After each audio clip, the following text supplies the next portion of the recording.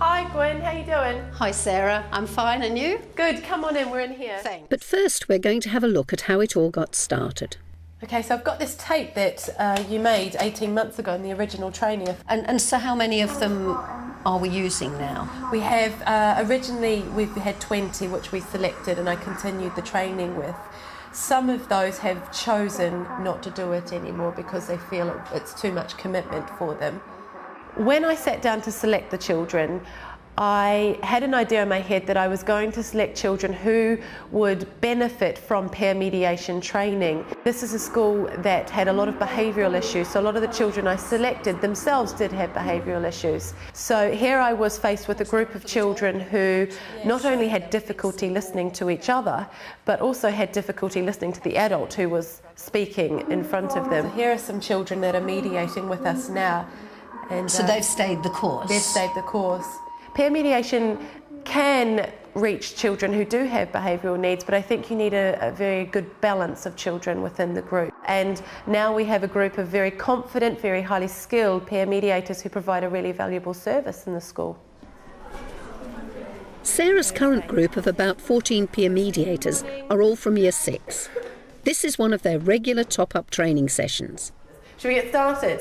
Okay, so I'm going to say good morning to Kaylee.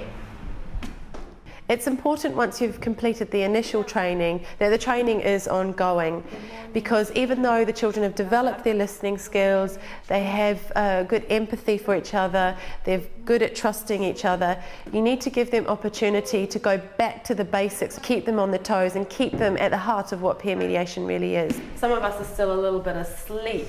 Right, we're going to keep working on our listening skills. We're going to split you into pairs, and one of you is going to be A, one of you is going to be B. A, you're going to stand up in front of B and you're going to tell B 3 of your favourite foods. So A's, would you like to stand up in front of B's? I like ribs, lamb and beef, rice, coleslaw and sweet corn. Okay, now B's, you're going to stand up in front of A's and you're going to tell them 3 of your favourite music groups. And go. Like Asha, This Is Child and Creative. Anyone like to start who can remember what their partner said? Okay, Daniel. Janelle said his 3 favourite bands were D12, G Unit and Death Row. Fantastic.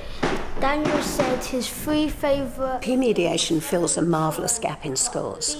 Parents urge children to stand up for themselves by kicking back or calling names back. The school says, tell the teacher. What we're trying to do is develop a culture where children stand up for themselves without copying bad behaviour or without bothering a teacher. How did it feel when it was coming to your turn to remember what your partner had said? That was scary. What was scary about it? I thought I might forget what she said. Yeah, were you worried about how Sakalia might feel? You were. Okay, next activity.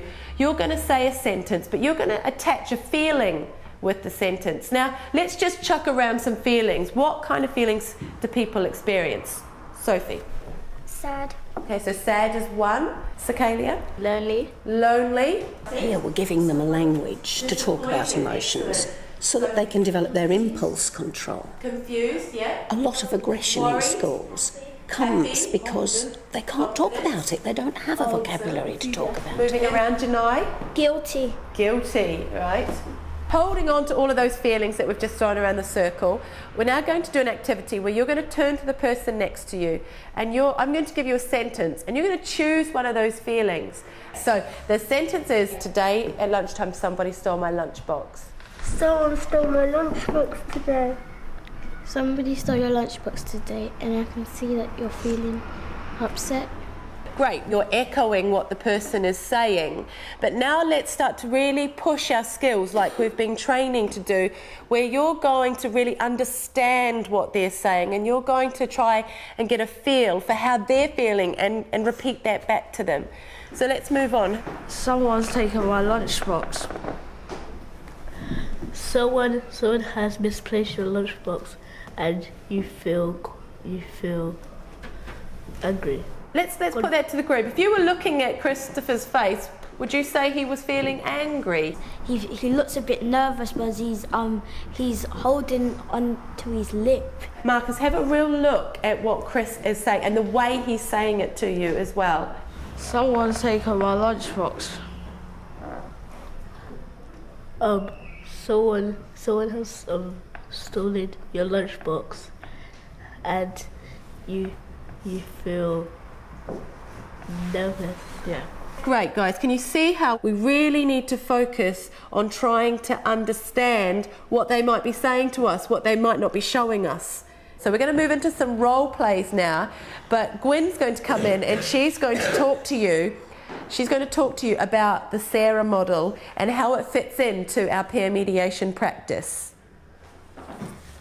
Okay, who can remember what the S stands for in Sarah, yeah? Shut up, own ideas and welcome. Well, Sarah's an acronym. It's really just 5 steps. It tells them they've got to stop their own ideas about things. They've got to actively listen. They've got to be able to repeat to show they've heard. And then they've got to ask the people to come up with their own solutions, making sure with the H in Sarah that no one will get into trouble with the solution that's been generated. So we help them check if it will work.